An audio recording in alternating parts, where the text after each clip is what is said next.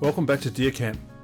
Day 1 was a day of instruction and scouting, sending many of the new hunters off with descriptions of scrapes, wallows, rubs and prints to see what they could find.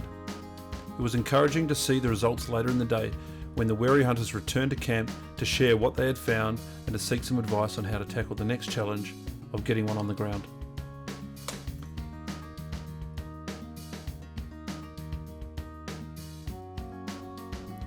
A lot of the evening was spent scouring the maps and formulating plans for each hunter to follow over the next few days, with a lot of talk about what might be the challenge of packing out from some of these locations and how they might call for some assistance if they were lucky enough to do so. Around the campfire, it's time for tall stories, past experiences and victories, adding to the excitement of camp. A restless night for many, I can assure you, but it won't be for long. Alarms were set for 3:30 in the morning.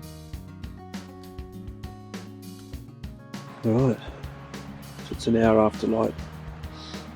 I'm right down in the bottom of this gully now, on the creek. I was expecting to hear croaking, but locked out.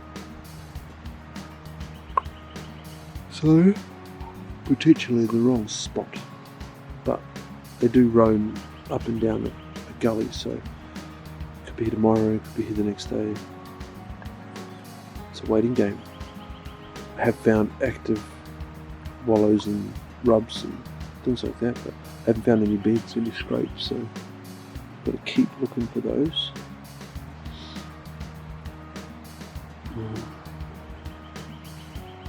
Still a beautiful place.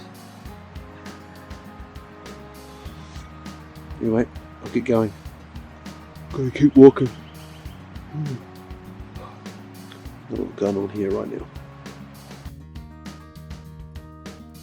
Nundle, Hanging Rock and other surrounding parks in the area are managed by the New South Wales Forestry Corporation, and it is a great example of how industry, hunters, foragers, campers, fossickers and other outdoor enthusiasts can all share the land in harmony.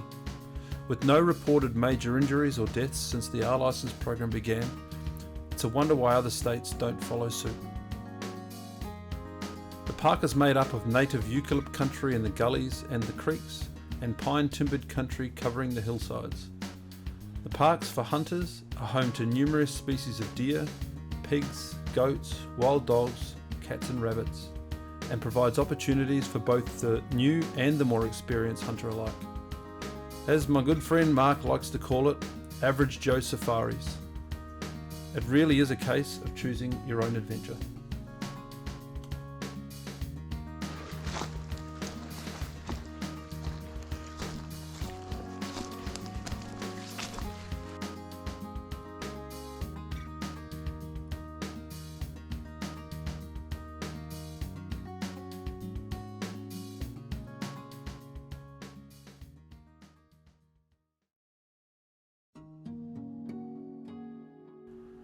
For those with weary legs, waking to a foggy morning was not the end of the world.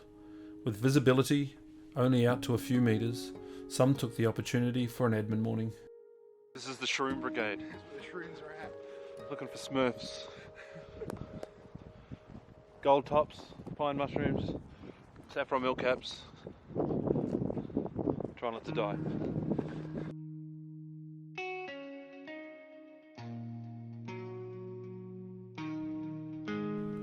As the fog cleared later in the afternoon, Frank and I took the opportunity to have a good old yarn while foraging for mushrooms, or what we thought were mushrooms anyway. We set off with some descriptive instructions and a few pictures to help us identify what we had hoped to be the safe mushroom. Convinced we had struck gold, we got to work.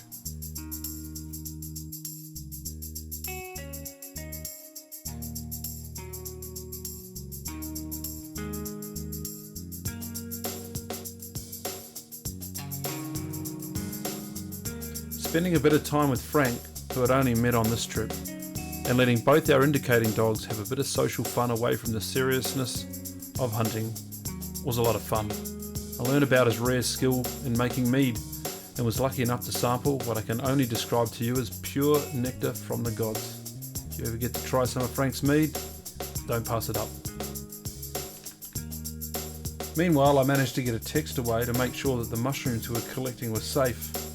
what do you know, after collecting a giant bag of mushrooms that we thought were awesome, got the bad news that they were all going in the bin. Later that afternoon, following up on a tip from a friendly forestry worker, I dropped into a gully that he had seen a buck crossing into a few times during the week in the late afternoon light. With the wind in my face and the dog looking keenly over the ridge, I thought it was going to be all on.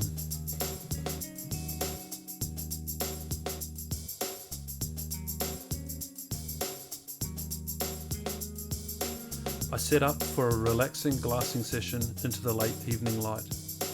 I spotted the buck in the distance, silhouetted in front of the setting sun, but inside a stand of trees. Hopeful for a decent shot to present itself at about 200 metres, I waited and watched, but my hopes and chances faded with the light, so I backed out to chance my luck another evening.